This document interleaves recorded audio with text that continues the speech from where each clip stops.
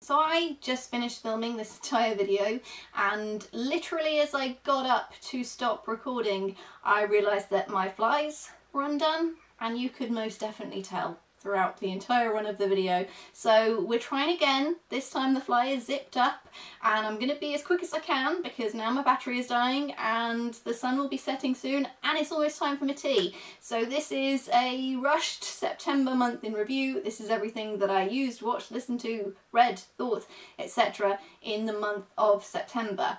Kicking off with beauty as always, I finished my hyaluronic acid serum and Q10 serum from the INKEY List in September, and I replaced them with the hyaluronic acid and Q10 serum from the INKEY List. I've spoken for like the last 2 months about these products, so I won't go into too great a detail, but basically these two together plus the Clinique Moisture Surge moisturiser thing is just heavenly on my skin. Like, genuinely, my skin has just felt so good and looks so good, even with a few blemishes. Like, it's just been almost perfection, glowy perfection. I've loved these products so much, and they're so cheap. I would really like to try more from the brand, so if you have any recommendations, please let me know, because I also really like their rosehip oil, but these two were immediate repurchases for me. And then the only like new beauty item that I have is SPF. So last month I said that I had started using the Bioderma Photoderm Spot, I think that's what it's called, face SPF, but that it had been breaking me out, so I stopped using that one, and instead I picked up the COSRX Aloe Soothing Sun Cream SPF 50. COSRX is a South Korean skincare brand, and as we all know, Korea just seems to get skincare very, very right, so I thought I would give this one a go. Like, they seem to know their sun cream. I would say East Asians in general, very, very sun care conscious. I mean, they use UV umbrellas, for Christ's sake. Why can that not be a global thing? Can we make it one, please? Because I hate sun exposure.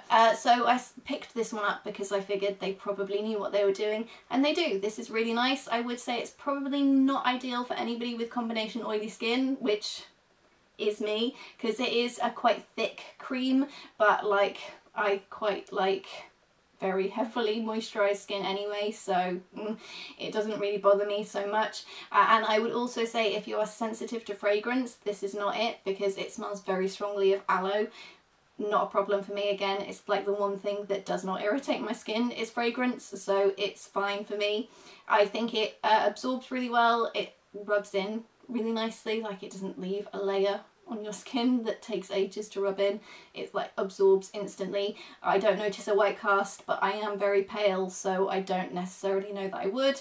I've just really enjoyed using this one. So that's beauty. Moving on to podcasts, I have 3 sort of 4 podcasts that I listened to in September, the first of which is Gladiator, which is about an NFL player, so American football, who was involved in a murder, like he committed a murder, and it explores how, and I cannot remember what the name of this disease issue thing is, but like when you continuously experience concussions like American football players do, and presumably rugby players as well, any like hard contact sport I would imagine experiences this issue, but when you like continuously get concussions, it obviously can give you some form of brain damage, and it kind of explored how that might have impacted his behaviour and whether that had any role in him murdering somebody, basically. It was an interesting story, very well researched but not particularly well told. It was done by the Boston Globe Spotlight team of this movie fame. I don't know if it's like the exact same reporters, but certainly like that department, and it was just told very dryly, and it really didn't help that I have like no reference on NFL. It doesn't interest me in the slightest, so I did kind of tune out during some of it, and because the host's voice was quite monotone, it did kind of just shut me down completely, so I'm not sure it worked for me in podcast form. But they did do a written piece, so perhaps read it rather than listen to it if it sounds interesting to you. I also listened to Jolted, which is about a averted school shooting in Vermont and the aftermath of it. So it was a school shooting that didn't happen, but it led to some legislation on gun control, and it kind of explores why that happened with a school shooting that did not happen versus like obviously other places don't, but also like the ramifications of it, like the legal side of it, because they arrested the kid who had planned to, but it's kind of unclear if he had really planned to or if it was just something that he was saying he was going to do but not actually act on it. Like, where do you draw the line on, you know, freedom of speech? Like, people can say anything, it doesn't mean they'll do it. So it was quite an interesting podcast series, but again it was slightly dry, not as dry as Gladiator, but it just didn't necessarily keep me as engaged as other podcasts have. And then finally I have like a 2-for-1er in that they're technically 2 separate podcasts, but they're also like the same. So I've got 2 from Jon Ronson, and they're both like about the same thing but different. So they're both podcasts about the porn industry. The first one is The Butterfly Effect, which looks at the impact that Pornhub, so free pornography, had on the pornography industry, like people who work within this industry. How did that affect their lives? What has changed, and has it changed for the better or has it changed for the worse?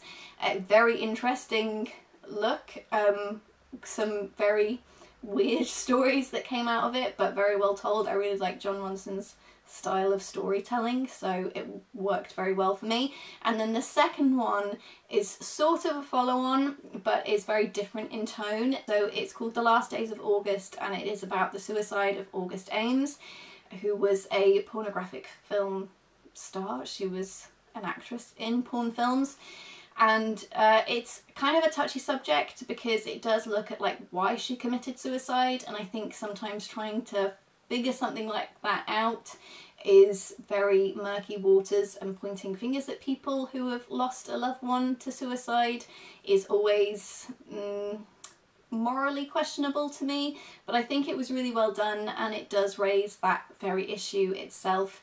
It's just like exploring the darker side of porn and the people within it, as well as exploring like whether cyberbullying had any impact on it, which ties into a book that he previously wrote that I read this year called So You've Been Publicly Shamed. That's sort of how he got involved with the story. So it was interesting. I would recommend both of them. They come under the same thing in the podcast app, I presume everywhere, certainly on Apple. So if you want to listen to The Butterfly Effect, you have to search for The Last Days of August, and then it's like the first ones, like the very bottom ones is The Butterfly Effect, and then it goes into the second one. I read 2 books in September. I read American Psycho by Bret Easton Ellis, which I gave 2 stars, and I read Kindred by Octavia Butler, which I gave 3 stars. You can see more of my thoughts in the link up here or in the description box down below. That was my previous video. And then for TV, I watched season 2 of Mindhunter. Am I the only one who's really underwhelmed by Mindhunter? I don't know why I keep watching it. It's just kind of missing, well, it's missing kind of like plot and characters for me. It's just, eh. And of course, I've been watching the new season of Bake Off and Taskmaster. They are my favourite things on TV ever. Love them both. This season of Taskmaster, the team is especially good. And then finally films. I watched an awful lot, so I'm not going to describe each one in painstaking detail because it will take too long. Basically I watched, well, it seems like I tried to watch almost every single documentary film on the planet. I was going to list every single film that I watched, but genuinely I watched 19 films in September. So I don't know how interesting me just saying film titles would be. So I'm not going to do that. I'm just going to talk about one film, which is the film that most affected me this month, and that is called Dear Zachary, A Letter to a Son About His Father, which is a film made by the director after his childhood friend Andrew Bagby was murdered by his ex-lover. So it was originally created to kind of memorialise Andrew. It was a way for friends and family to remember everything that they loved about him, but it also kind of followed the quest for justice, and also the first twist in the tale was that the ex-lover, the murderer, said that she was pregnant with Andrew's child. So it also then becomes a custody battle for the child, as well as so many other things. It is genuinely the most devastating film I've ever watched, and I'm not entirely sure that I would recommend it. Like, on the one hand, it was an incredible film, but on the other, like, I genuinely think it made me grieve. I've never cried so much at a film. Hands up, I am a crier. I will cry at almost anything. It's very easy to emotionally manipulate me, but this was on a whole other level, and I've read other reviews and it seems that even non-criers cry at this, which is understanding. It is a very affecting film. It's a film that I will never forget, and I kind of appreciate that I've watched it. I'm glad that I was in these people's lives for a very brief period of time, even if it was through a screen, but at the same time, like, I don't know that I would encourage anybody else to put themselves through the emotional turmoil that this film creates. And I'm not overselling this. It is really truly distressing. It really is very upsetting. So watch it, but at the same time don't watch it, but also, like, do. Okay, that's everything. Thank you very much for watching. Hopefully I'll see you very soon. Bye!